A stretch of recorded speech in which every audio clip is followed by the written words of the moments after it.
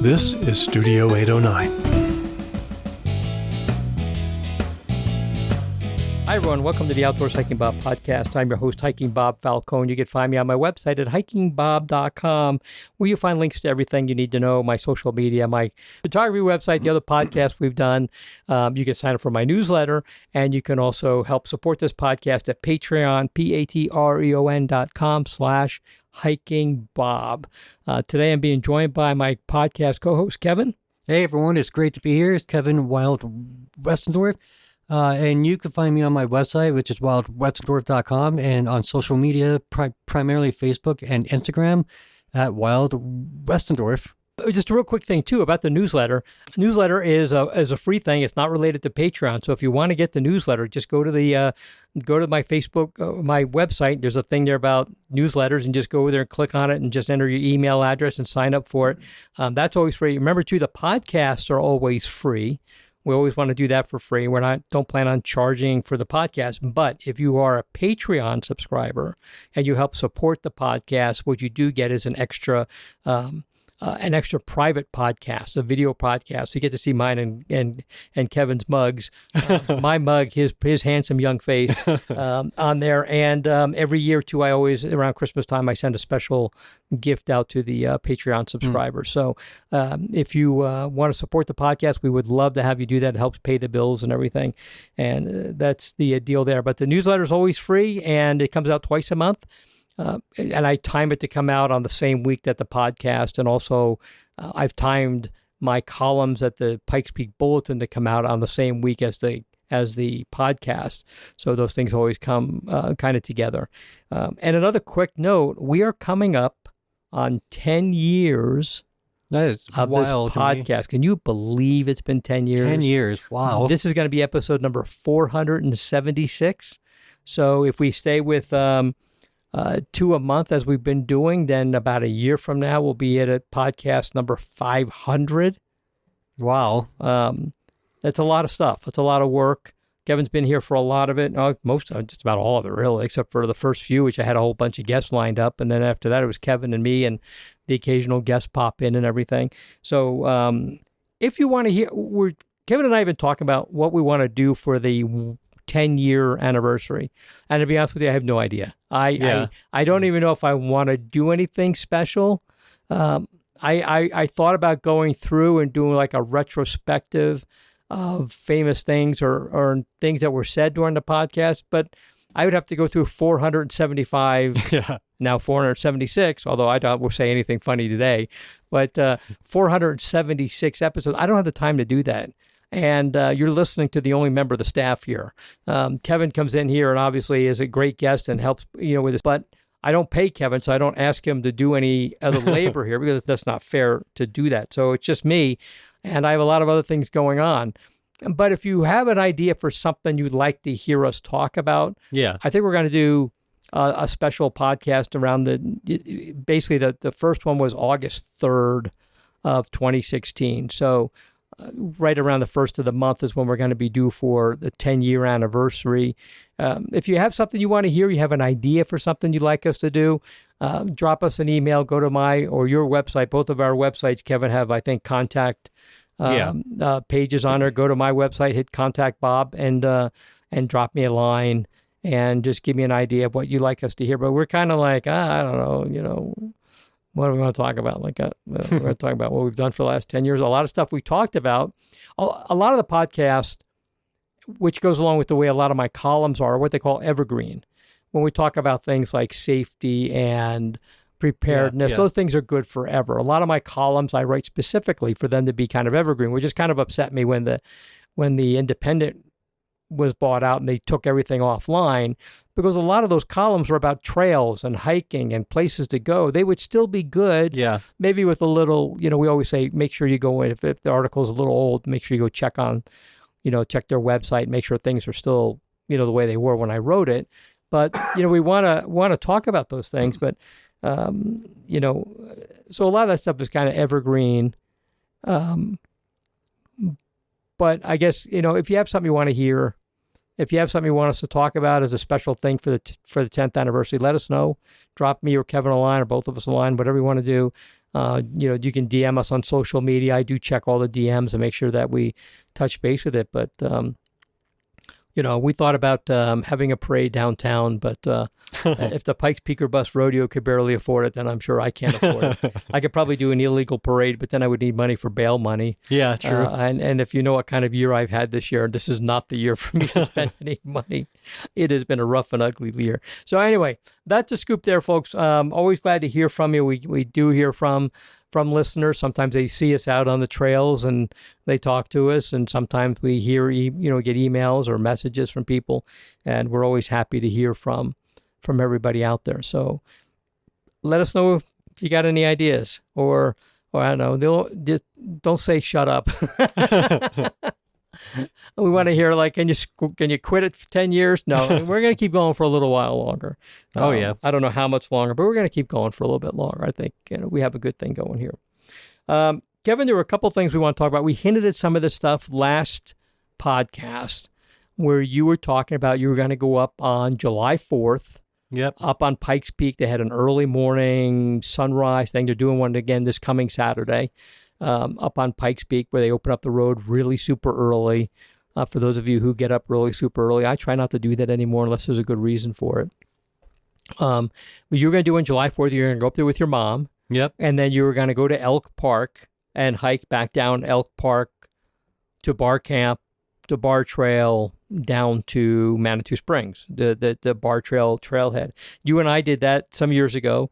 We were completely wrong on when we did it. Yeah. After we both got off, we both were researching our database and go, well, we were way off on that. Yeah. It turned out we did it in November of 2020. 2020. Yeah, so about 6 years ago. And I think it was November 7th. Yeah. Right.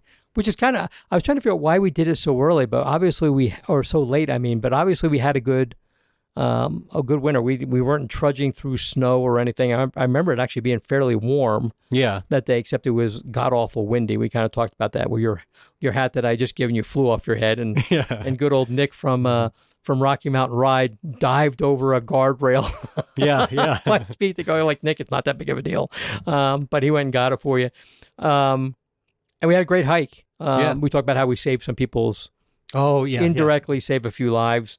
So anyway, Kevin, you did it again. I assume that it actually did go off as planned on July 4th? Yeah. What's amazing is we got to the summit at just the right time, to where we had enough time to park the car, or the shuttle van, and to walk around a little bit and stuff, and basically find the best spot for us. You could tell there were folks up there that had already been up there for hours, because I'm not sure what time they open up for the sunrise view, but what was amazing about it was there was cloud inversion, so you couldn't see the city of the springs, but the clouds left a nice layer of like this soft blue. So once the sun finally came up, that combined with the wildfire smoke just made it just glowing orange and red against the cool blue. So the contrast there was just incredible to witness. And because of the clouds and stuff, you could like stare directly at the sun for a short time. And I know I've seen a million sunsets and sunrises and stuff, but until you're actually watching one, you forget how fast the sun moves, or how fast the earth moves. Because within minutes, there's like that 30 seconds to a minute where it was like just stunning. It was breathtaking and stuff. And then after that, it's when the sun was just a normal sun in the sky. And then eventually the clouds parted ways, and we got to spend a good chunk of time at the Summit House. Because the last time I was up there was with my mom for Mother's Day, I think it was. And we went via the Cog Railway. And for those of you that don't know, if you take the Cog up, you have 40 minutes to spend at the Summit House, and then you have to get back on, which is frustrating because there's so much to see out there. There's a lot of ground to walk around and see all the different vantage points from the top of Pikes Peak. Plus, the museum inside the Summit House is they did a phenomenal job on that, but you just don't have enough time to read everything and enjoy the gift shop and get food and stuff. So it's nice to just be able to take our time up there. And I was reminded again how terrifying the drive up Pikes Peak is. It is not fun. I fully trust Nick and Brittany with Rocky Mountain Ride. They've made that drive hundreds of times, but there's still just those moments of the road where it feels like the car is going to fly off the mountain. So there were a few times I just had to like look away because I was just feeling that pit in my stomach. But the hike down was drastically different than what I remember, because I forgot that we did it so late in the year, and it was almost winter time. So the trees had gone dormant. There's not a whole lot of water flow. So going on July 4th, like it is beautiful. I'm talking like it is lush green. There's wildflowers everywhere up there. The Oil Creek plus I think the North French Fork Creek and such, like we're just roaring too. Yeah, it's just a beautiful hike. I went down to bar camp and I met the two new caretakers, Mike, and I'm forgetting his wife's name, but extremely nice. No, so I talked with them for a while, and I bought an exclusive bar camp shirt that you can only get at bar camp. I meant to give you $25 until you buy me one too. I should have done that. Oh man, I'm sorry. I totally spaced that. I didn't think to ask you, so that's fine. And I forgot that for the most part, until you get to the last 3 miles of bar trail towards the bottom, it's actually a really nice, gentle downhill. Like it was not hard on my knees at all. It just when you get to the top of the incline and you take that part of bar trail down, that's when it's just endless switchbacks and it's just much steeper, which I forget about every time, because I think the first 3 miles on bar trail going up, because I've done that a few times, it's like the worst part of bar trail. But once you get past the top of the incline, it evens out, and it's just a very gentle uphill the entire way up, except for like the last mile at the very top. But yeah, people who hike up our trail to the summit will tell you the first 3 miles and the last mile or so, 2 miles, what they call it, the golden stairs or something, are the worst. And that a lot of that is because it's on that big rock. It's on talus and stuff. So it's difficult. Every time, and I want to interrupt, but just every time I've done, like gone up the incline and come down bar trail, or done Elk Park over to bar trail, and everybody's worried about falling when they do the incline. I haven't done the incline in years because I've done it. Every time I've fallen and landed on my tail, on my butt, is on those last 3 miles of bar trail, because they're steep switchbacks and loose gravel, scree. And that's every time I've fallen, it's been there, because you're going down and you're trying to move and you're going pretty quick because you've already been hiking forever. And I've always had that. That's the one place where my feet have slipped out from under me and I landed on my ass. So that's the one spot. Yeah. And everybody will tell you they hate the beginning. If they're going up, they hate the beginning and the end. And I don't know how the runners do it. Oh, yeah. When they do the Pikes Peak Marathon, going up and running up and back. Up, it's got to be just hard. And then running down, I don't know how they all don't slip and slide and fall on their tails on there, but they're far better athletes than I am. Let me go back to your point where what's frustrating is that part of bar trail is when you start to see a lot more people too. Because everyone is coming down the incline, and so you get a lot of runners, and so you're just hiking, going down. All of a sudden, you hear feet just come up to you so fast, and you're trying to get out of the way because they're going downhill, steep. They're going fast. They can't just stop on a dime either. So it's a part of the trail to where you really have to be aware of everything around you. You can't really just like, oh, I'm sauntering in the woods and it's pretty nature and stuff. Like you have to watch out. Yeah, we used to pick on. I shouldn't say we used to. One of the things we used to have an issue with cyclists was not alerting you that they were coming up behind you. They've gotten much, much better. I always want to make a point that the cycling community is really working really hard to be good stewards and good participants in outdoor recreation. Runners, not so much. A lot of them do not tell you they're coming. And it's like, you can't complain about the cyclist if you're not going to be the same way yourself. If you come running up behind somebody, we don't know you're there till you're there. So let us know that you're coming. Again, not everybody. I'm painting a broad brush. Many of them are very good about it. They're not going to run you over. But sometimes you don't know they're coming until they blow right past you. And it can scare you. Yeah.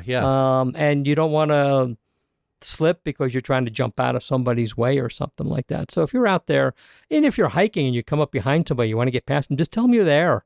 Hey, coming up on your left, coming up on your right, or, something like that. They'll get out of your way and let you pass. I did want to mention, we've talked about this a million times on the show, but it is extremely important to make sure that you're bringing enough water and snacks and such too. Because I came across a woman on Bar Trail who was going down, and she had just finished the incline for the first time, and it was a hot day. I want to say by the time I got down to in Manitou, I think it was like 85 degrees or something out. So like it was a hot day, and but she stopped me, and she was like breathing really hard and sweating, and she's like, "Do you have any water, sir? Like, I'm so sorry, but." Like I thought I brought enough, and it was like a 1 liter. It's a Camelback size. So when it's a hot day and you're doing the incline, like that is not enough water. And I'm gonna guess if she's doing it for her first time, she's probably not from here. So she's probably from. Did you get into that conversation where she was from? No, actually. Well, I'm gonna almost guess. But probably not from around here. Probably from A, lower elevation, and B, probably from where it's more humid. Yeah, true. So not used to these A elevations. So there's a couple things going on here. Elevation, exertion, dry weather, low humidity. All these things are going to work against somebody, which is why you need to bring a whole lot more water than you think you're going to need, because that's hard work. Even for those of us who are accustomed, you and I have lived here for almost ever, we still need to drink a lot of water and be acclimated. And if I were going to go do the incline tomorrow, and I haven't done it in a lot of years, it's probably going to kick my butt because I just haven't done. I've done a lot of hiking, but I haven't done that level of hiking, if you want to call it hiking. I just call it an event. But if you want to do that level of something, that's changing your. It's like if I decided that tomorrow I'm going to go jogging. I haven't jogged in a long time. My orthopedist will tell you my knees won't handle it anymore. But if I was going to go do that, that's different than what you're used to, and that's going to affect you in a lot of different ways. Yeah, and I was just glad that I had a bottle of Gatorade that I had not touched yet, because I brought a ton of water in the first place, and I was going downhill, so you're going to drink less water. And I always like to have a bottle of Gatorade or electrolytes. Okay. For some reason, you're talking more generic. I think I was looking for a brand name. Oh yeah. For some reason, I got stuck on like enzymes, and I'm like, it's not enzymes. Like you need them later after you have lunch. Yeah. But I'd like to bring a different type of a beverage. Sure. Because I get bored of water sometimes, and it's just nice to get like some with sugar and electrolytes and such. And even if you're on like a low carb, low sugar thing, that's not the time to be doing that. That's when you actually need the sugar you don't want to overdo it. And obviously, they'll tell you don't drink Gatorade if you're not actually doing something, because it's not designed to be just a refreshing drink. It's designed for a purpose. But that's when you actually should have some sugary type of stuff to work with you on that. So I gave her the bottle, and then I later ended up being on the same bus as her. So she was like, "Thank you so much." And was there anybody waiting for her at the bottom? Was she on the bus? That's a little scary too. She didn't have anybody waiting for anything. I hope she had somebody who was, at least she had to call when she got down safely, so somebody would knew where she was. I hope that she'd done that. Yeah, I hope she at least sent a text out or something. But she was doing much better though when I saw her on the bus. So I was glad to see that. I'm glad you helped her out. It's good that you had an extra thing, because I may not have. I usually don't carry Gatorade, so I just have a couple of bottles of water with me. Although you can get that Gatorade too in the powder Oh, stuff, yeah. so you don't have to carry an extra bottle. But the fact that you actually had an extra bottle of something you were able to spare, and the hike you did from Elk Park down is all downhill. I think there's a couple little bumps on the Elk Park Trail where you do a little uphill, but it's all downhill. So, yeah, I mean, you're still exerting yourself. It was still July, and July 4th was a pretty hot day. Matter of fact, we'll talk about fires here in a minute, but it was so hot and dry that there were no fireworks anywhere, just about anywhere in the state, I think, or at least this side of the state. So it was a hot day. So you still would have been drinking, something, water, Gatorade, or something like that to just keep yourself safe. So I'm glad it worked out for her. Yeah. I'm glad it worked out for you. You had a good time. Everything was out. Do you have an idea how long it took you? It was 13.44 miles, according to my Garmin, and it took me about 5 hours. That's good. Of moving time. That's good time. That's really good time. I think I'm trying to remember when you and I did. I know I have the mileage, but I don't track my GPS tracks it. When I'm looking at it live, it tells me moving time, not, stationary time, yeah. total time. But I don't record that stuff in my database. I don't know how long that actually took us, but I think we moved along pretty quickly when we were doing it too. But I'm glad you had a good time. I'm glad that I've been up on that trail. Did you go actually to the Oil Creek Tunnel? Or Yes. Yeah, I spaced that. It is so it's such a cool spot. I understand that they probably brought all the equipment up in pieces and then like bolted it and welded it, but I still don't understand how they got all that stuff up there. Burrows. Yeah, and really cool. I don't remember there being as much remains as there is now. Like I feel like I saw a lot less last time. You mean last time when you and I did it? Yeah. Oh, okay. Because I saw the remains of cabins up there that I do not remember seeing the first time. And along the way up to it, there's a lot of stuff, like just random stuff. There's a pile of what used to be canned goods and stuff. And it's clear like it's the old school cans and such, but like I don't remember seeing that last time. But yeah, it was really cool though. And that area, I've done that in the summer. Obviously, it's been a while since last time I was up there was when you and I were there 6 years ago. But I've done that in the summer, and it's very lush in there with a lot of columbines blooming in it. Yeah, the columbines blooming. Well, cool. So good hike, good time on Pikes Peak. I'm sure you had. I should have had you bring me some donuts too. Oh yeah. For the people not aware, there's a special recipe. Yeah. For donuts that they make on Pikes Peak because it's 14,115 feet. So your recipe. I mean, here in Colorado Springs, we have to have high elevation, high altitude recipes for baking stuff. And then up there, you have to take that to an exponentially different thing. Oh, yeah. And they make these special donuts up there, which otherwise would not be very special. They're okay, but they're delicious. And I think we talked about this when they opened up the new visitor center up there, the new beautiful building. You mentioned the museum up there is really awesome, that they had to bring up special machines. They had to build the building around the machine to bake the donuts. I did not know that. Okay. And here's the tricky part. They knew that if the machine broke down, they could fix it, but they can't replace it without tearing. So they have two machines up there. One that they use and one's that when that one dies.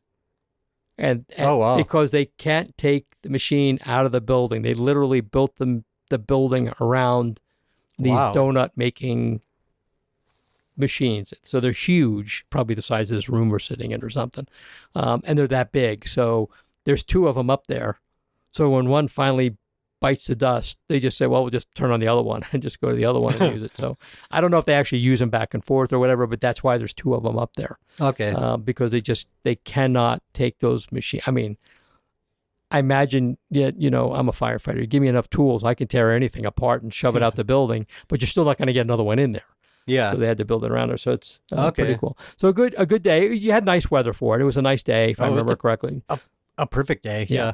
And Nick is awesome. And so I'm glad that, those folks at Rocky Mountain Ride, highly endorse them. They just do. They're great for if you want to go someplace remote and go for a hike, or you want to be picked up someplace remote and go for a hike. Those are the people who who do it, and they do yeah. other stuff too. They bring people to concerts up at Red Rocks and things like that. So, but they're a lot of fun, really good people. So, cool. Well, I'm glad you had a good time with that. Was the trail busy other than the last 3 miles toward the bottom? Do you see anybody else out there at all? Nope. I didn't see any hikers until I got below bar camp. Okay. You almost never see anybody in Elk Park. Yeah, and actually the majority of the people I saw on the Elk Park Trail were cyclists. Right. Yeah, They're cutting over to Lake Moraine Trail and then coming down through Captain Jack's. Yeah. Yep, exactly. So, yeah. Cool. Well, good. I'm glad you had a good time with that. I'm glad that was fun. it was great. Yeah. Okay, great. So we're going to touch real quickly on the wildfires and that have been burning around Colorado. So we've talked on here about like one of the places I'd love to hike around, down south from here about an hour or so is the Pueblo Mountain Park, in a little town of Beulah. I actually wrote a column about it 5 weeks ago. Yep. Unfortunately, the Aspen Acres fire over that way it sounds like pretty much demolished the park. And it's pretty much the old historic buildings that were there, the Horseshoe Lodge. You and I have seen that there, completely obliterated, just destroyed the area. It's very sad. There were a lot of trails in the national forest that surrounds that. Oh, yeah. That is all completely burned up. What was the last number of acres you saw? 90,000 acres or something? It's almost 100,000 Yeah, now. it is an ungodly number of acres. So, unfortunately, there's not going to be anything going on there for a while. Now, we're talking about recreation. Of course, the big tragedy here is, I think, was the last number, 900 buildings have burned down. Oh, yeah. And a large number of those buildings are actually homes that people lived in. They've been burned up. So it's been a tough season over on the other side of the state near Ouray and Ridgeway, which is immensely popular summertime and in fall. The fall colors there are outstanding. I shot some pictures there just a couple of years ago. A big fire out there that's been burning for a while. There's not going to be any fall colors to see out there for years to come, I don't think. Oh, yeah. And unfortunately, a firefighting helicopter crashed into the Silverjack Reservoir there. That pilot unfortunately died. It's been a rough year. We don't have fires burning everywhere, but the couple of fires we have been really big. There was a fire on the Colorado-Utah border that killed 3 firefighters, and they got overrun by the fire, even though they were in their shelters, which has got everybody a little concerned because those shelters are supposed to save you from that and didn't for 3 of them. So there's a lot of, I don't know the details. Were they deployed properly, not deployed properly? Were they old ones and maybe they should have changed? I don't know any of the details, but I know that they deployed their shelters and still unfortunately died in them. So a lot of concerns about what's going on with that. We have not seen a lot of rain. We have not seen the monsoons yet. It's supposed to be coming, but, we're at the whim of Mother Nature. We may see some rain, after you hear this podcast coming out on Wednesday. We're recording this the day before it goes out, but later this week you may see some rain. But so far we haven't really seen anything, and it's pretty warm. It's not record-setting warm, but it's warm. It's in the 80s and 90s, and it's dry, and we haven't had any rain. So I guess the thing is, if you're out there, folks, be really, really careful. I cannot stress enough, there are fire bans all over the Front Range. And I will tell you that the police departments, fire departments, fire marshals, sheriffs are not kidding. They're just not going to have any tomfoolery with fire or fireworks or anything like that. They're just not going to have it. Gone are the days when they say, okay, whatever, just, be safe. It's not going to happen that way. Probably tickets issued and you may have to explain to a judge why you're soon doing something dumb. And I've sat in enough courtrooms during my career to watch things going on, and do you want to see somebody feel uncomfortable? Is have them try to explain themselves to a judge. And it doesn't go well. So be careful out there, folks. That's all we're going to do. We're not here to preach at you. Just really want to stress that things are dangerous out there. We had a couple fires here in Colorado Springs the last couple of days. There was one on Monday right along the interstate. Sounds like it may have been a vehicle issue, but scared a lot of people. Closed the interstate for a while because it was right on the interstate. And if you want to inconvenience a couple 100,000 people, shut a couple miles of interstate when there's really no good way around it for a while, and see how that goes. So be careful out there, folks. Talk about places to go. Last week, I went to some place that I'd never visited before. Oh, and in 35 years of living here, first time. Okay. Yeah, 35 years of living here, I have no excuse, but I should have gone up there before. And it's a place called State Forest State Park, which has to go down as probably the dumbest name for a state park. Is it a state forest? Is it a state park? What the heck are you talking about? State forest, state park, forest, what is it? Anyway, Colorado doesn't have state forests like a lot of states do. This was going to be Colorado's only state forest. And I guess the forestry folks didn't want to deal with it, so they made it into a state park. So now it falls under Colorado Parks and Wildlife. It's one of those places, and I'll be writing an article about it.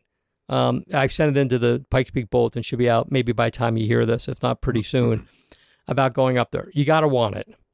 It's a good 4-hour drive to get up there.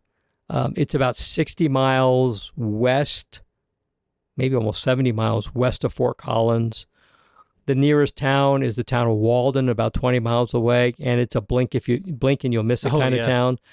Tiny town that's only about 20 miles from the Wyoming border. Give you an idea how far north it is. This is way, way up north. It borders the Roosevelt National Forest. Basically, Cameron Pass splits the national forest from the state park. However, I will tell you, it is gorgeous. Oh, it looks like a national park. Yeah. I mean, it's next to Rocky Mountain, Right, but the bottom end of it just kind of borders Rocky Mountain. Yeah, but it doesn't seem like what you think of when you think of a state park. Yeah, it is 70,000 acres, so it's the biggest state park in the state. By comparison, Fisher's Peak State Park on the south end of the state, which stretches for 10 miles along the interstate, all the way to the New Mexico border, is only 19,000 acres. Oh, wow. So this is way bigger. You think, okay, maybe it's not even close. It's way bigger, and that's the next biggest, to my knowledge, the next biggest state park. It is easy to constantly forget while you're out there that you are in a state park, because you're hiking the lakes that are over 10,000, 11,000 feet up, which is what we did when we were out there. Me and a friend of mine were out there. There are peaks within the state park that are over 12,000 feet up. You keep thinking that you're in a national forest or a national park. You keep thinking you're on some kind of federal land. You're on a Colorado state park. And as we were talking about this, we could find the subtle things that reminded us where we were. It's a state park funded by, the state park system here is a separate entity. When I say that it's an enterprise, it's not funded by tax money, it's strictly funded by fees and campground fees and hunting and fishing and stuff like that. So it's got its completely independent funding source, which means it can't get raided by politicians who want to take tax money. There's no tax money in there. You can see the difference there. The trails were really well maintained, very well built. A lot of work has gone into them. Signage is really great. The campgrounds look really nice. Now they're I don't want to say they're primitive campgrounds, but they don't have any amenities. There may be water, maybe not, depending on where they're at, but there's no electric hookups or sewer hookups or anything like that. And there might be like a pit toilet kind of thing there. But really a nice state park, and the people were awesome that we stopped and talked to. So we did 2 hikes, one up to Lake Agnes. I think you'd been to that one. Yep. And these are on the east side. So we came in from Fort Collins. Lake Agnes, which is a short hike, but beautiful lake at 10,600 feet. Oh, it's gorgeous. Yeah. Beautiful lake. And then the next day we kind of just looked around at some places. Then the third day we were there before we left, we hiked up to American Lake and Snow Lake. And there's this rocky crag, I don't even know how to pronounce it, Honku crags, that split where Lake Agnes is and these other 2 lakes are. Okay. These crags rise 2,000 more feet above Lake Agnes. Oh, wow. They're 12,000 feet up. And they are as gnarly and jagged and as steep and knife edge looking as you can, but they're beautiful. So we did, and basically all these trails started at the same place. So the next day we actually hiked up to American Lake and Snow Lake. Beautiful hike, about 8.25 miles round trip up to Snow Lake. Beautiful hike, gorgeous views, wildflowers out the wazoo, just all over the place. American Lake was gorgeous. Snow Lake is when you come up to American Lake, you look at the mountains and you see like this little lip. There's actually it's above American Lake and it sits in a bowl. You can't see Snow Lake until you actually get up to it. Okay. The hike from American Lake to Snow Lake is half a mile. It is brutal. Oh, okay. It is a brutal hike up there. It is steep. It is rocky. Some of it is, what they call, you need 4 points of contact, your hands and your feet to get up there. But wildflowers galore. We had marmots who were squawking at us and stuff like that. Mm-hmm. And then you get to, American Lake is your typical alpine lake surrounded by a lot of lush greenery and stuff like that. Snow Lake is in this bowl up against the Honku Crags and some other mountains. And there's only one part you can actually get to, but it's all just big rocks. So there's nothing comfortable about it. You're kind of rock hopping, but there's some flowers in there. Like I said, the marmots were squawking at us and watching us and stuff. My friend had her dog with us, so they were kind of watching the dog. The dog's great. It's a beautiful lake. I would say that if I were to go back up there, I probably wouldn't go up to Snow Lake because for the photography part of it, for me, it's all down by American Lake. Okay. But that's just me. I would say, and when I wrote my article, is go see it once, and then you probably don't need to see it again. That's just me. My friend disagrees. She likes going up there and seeing it. I just thought I busted my tail up here. Not a lot to see.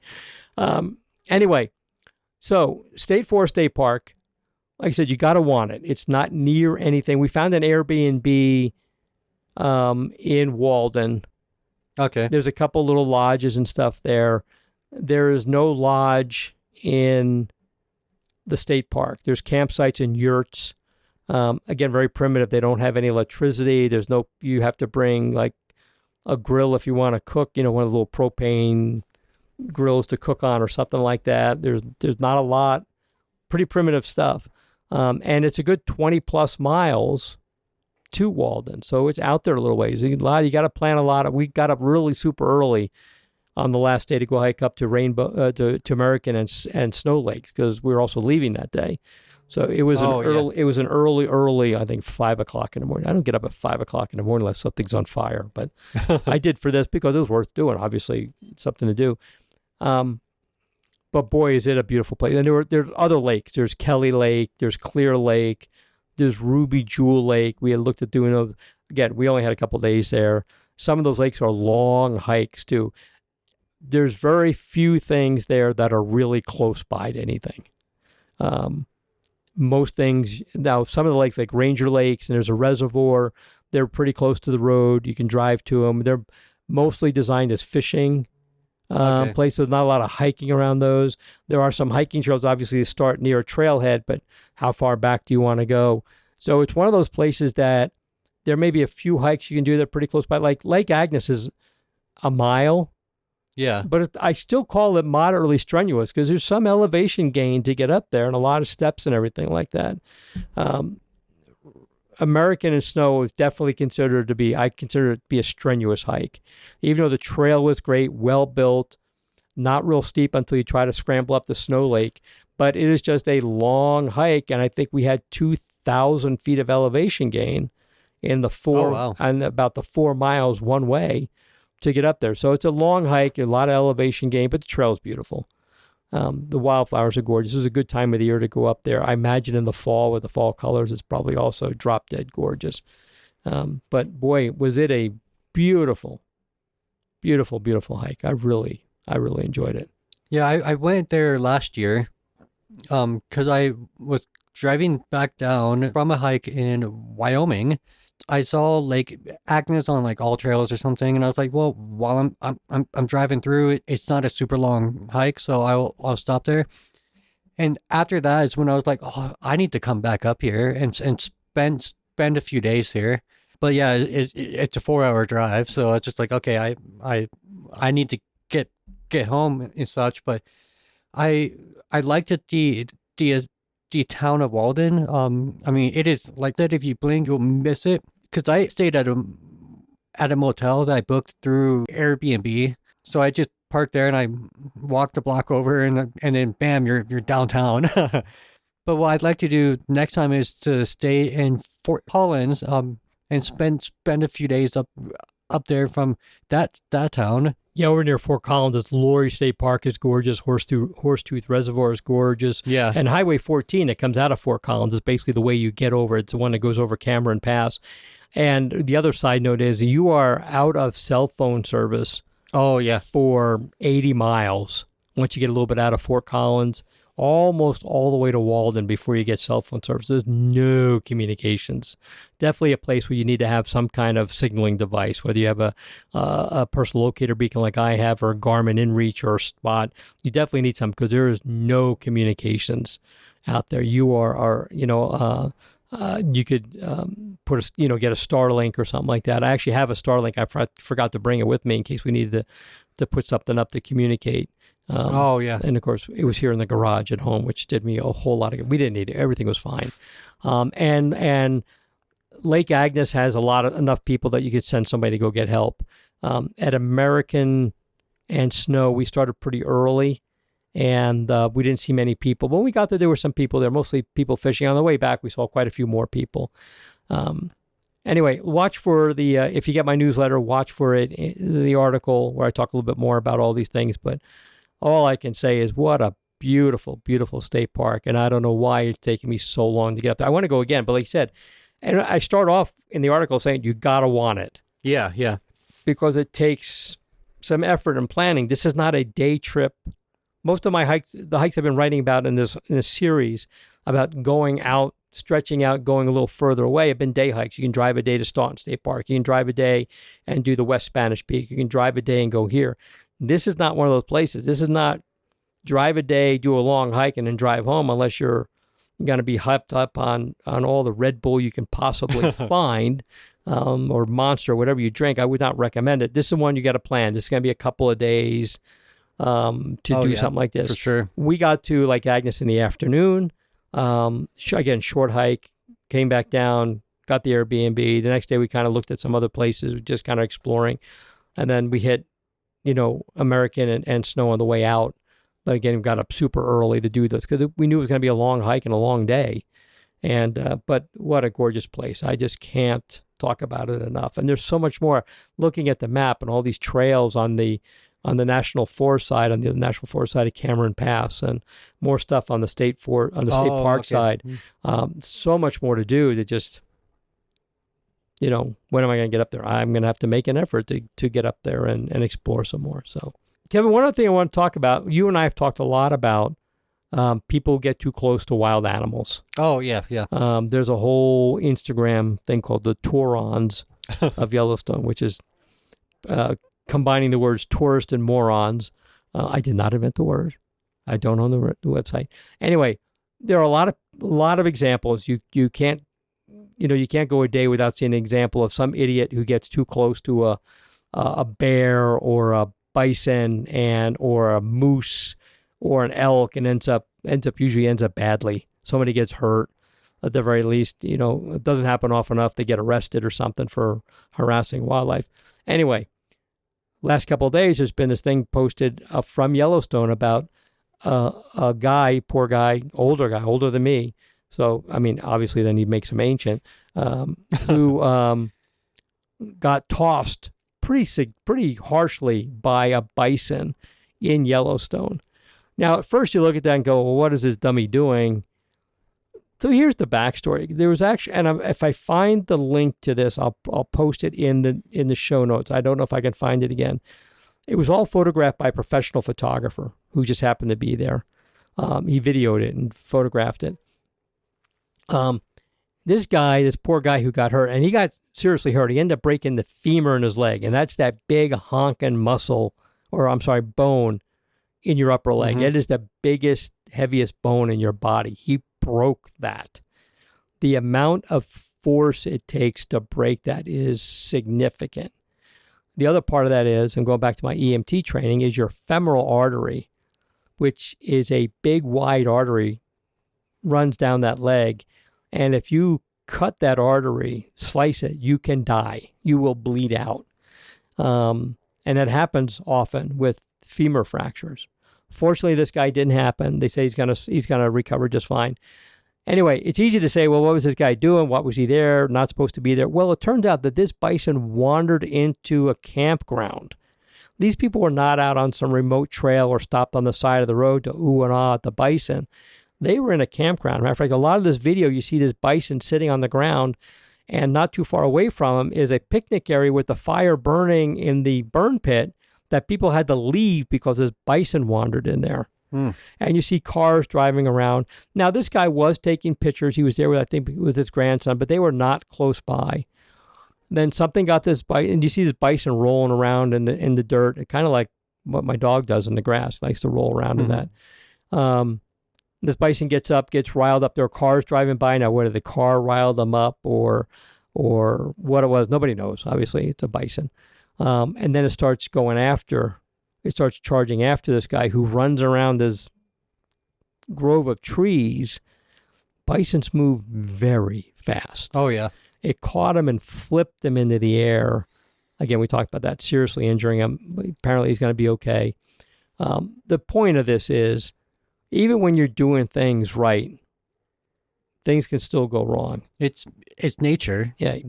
It's a bison who was just, I don't know, went crazy. I don't know. I'm not an animal psychologist. And so, but I just want to make note, because it was the when the story came out, first thing I'm thinking, what was this dummy doing? A lot of other people. This is not that case. This is a case of this poor guy probably couldn't have done anything more right and still got injured. And what that goes back to is, be aware of your surroundings. The nice thing about being up at State Forest was, at State Park, dogs have to be on leash because you're in a state park, you're not in a national forest. And even if your dogs didn't have to be on leash, you'd be crazy not to. And I had an experience where Cole chased a moose once. Oh, that's right. Yeah. That there are animals out there, and elk especially, are treat dogs like predators, and they will stomp a dog and you, if you're too close to them, to death. And that's happened. We've had people get killed in this state by elk and moose who get riled up. Speaking of riled up, there goes the dogs. That happens. So, even if you're doing everything right, things can go wrong. So keep an eye out. Be very aware of your surroundings. Matter of fact, on the hike up to American Lake, I went ahead of my friend and her dog just to keep an eye out for elk or something. Okay. So that if I saw them, we could back off until we were safe. Now, we didn't see anything. Everything was just fine. But just be aware of these kind of things that are out there. And don't be so quick to judge. I mean, I was like, what? But I was also trained as an investigator, even though my first thought was, what did this idiot do? Turned out he wasn't an idiot. And the first thing I did was I looked at all the evidence and found out that this guy actually behaved. The thing came into a campground. And you would think, with so many people and cars going back and forth and fires burning, that most animals would want to stay away from that. Not this one. And he was huge. Oh, massive. Yeah. I think he was bigger than my Jeep. I think he was just probably weighed a couple 1,000 pounds. The thing was just humongous. And it's amazing how fast they can go. You think something that big can't go that fast? They can go fast. It's a miracle that guy lived. Oh, yeah. Because, he is flying in the air. Yep. Like, he's tossed and his body is spinning around it's a miracle. I don't know how we didn't end up with a closed head injury, which would have been probably nearly fatal. Oh, yeah. He obviously didn't land on his head. But if folks, that big leg, that big bone in your upper leg, that snapped that. The effort it takes, the force it takes to do that, it's unbelievable. So be careful out there. Most of the times, you're not going to see any animals. They hear you coming, they smell you coming, they want nothing to do with you. They get away, but they can be surprised, and that doesn't go well. If you surprise one, scare one, that doesn't go well.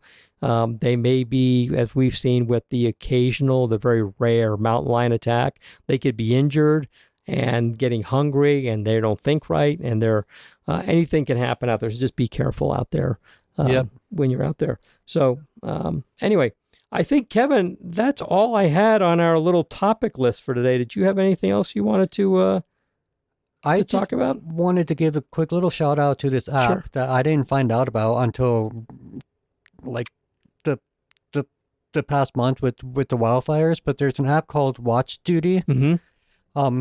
I downloaded it. It's developed and maintained by a group of volunteers. And it's been a really nice way to get updates and stuff.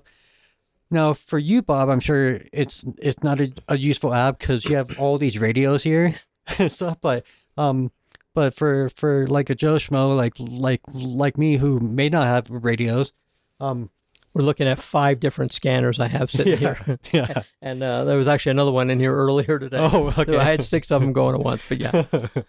And but yeah, it's a great app. It's to find updates and to get an overview of everything across the state or the region.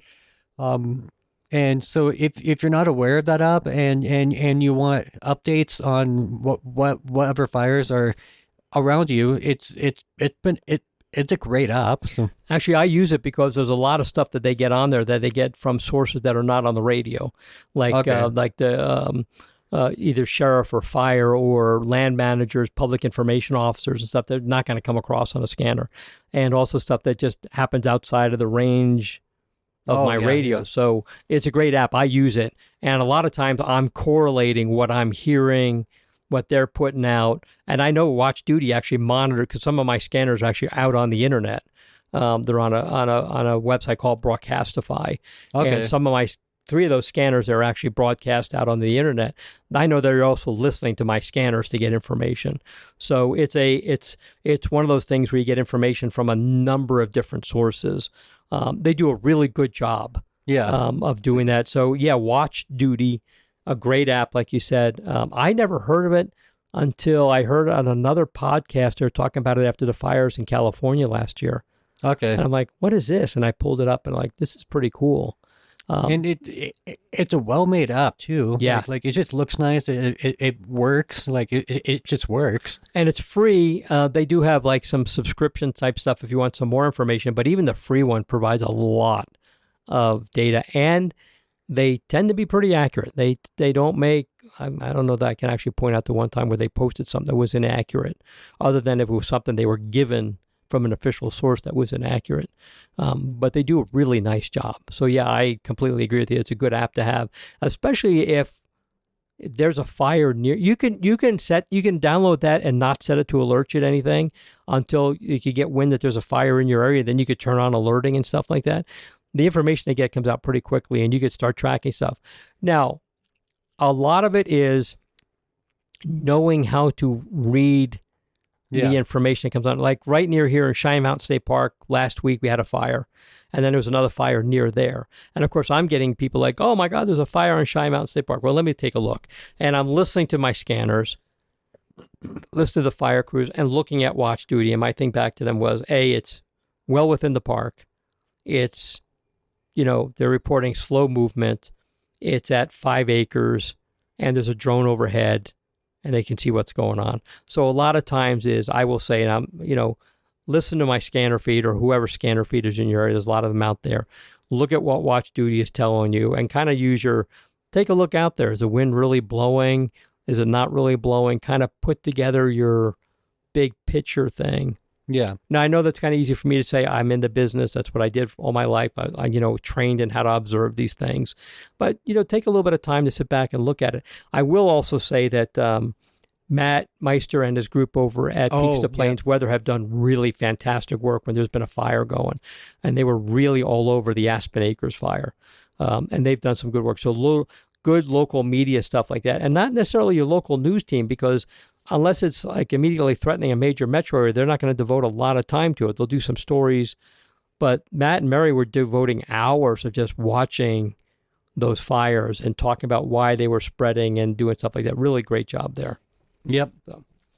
All right. Well, Kevin, I think that's all we got. Remember, folks, we got 10 years coming up here. Let us know what you want to hear. We'll see what we can do. We're kind of like, this is where my creativity comes to an end. It's like, not what I can think of. It's like, same here. I don't know. Maybe, Kevin, you and I will go out and have some whiskey and birthday cake or something. Can you do whiskey and birthday cake? That might not be a great mix. I don't know. We'll figure out something. Anyway, folks, thanks for listening. All right. We'll talk to you later. Everybody, thanks for listening to the Outdoors Hiking About podcast. We'll talk to you next time.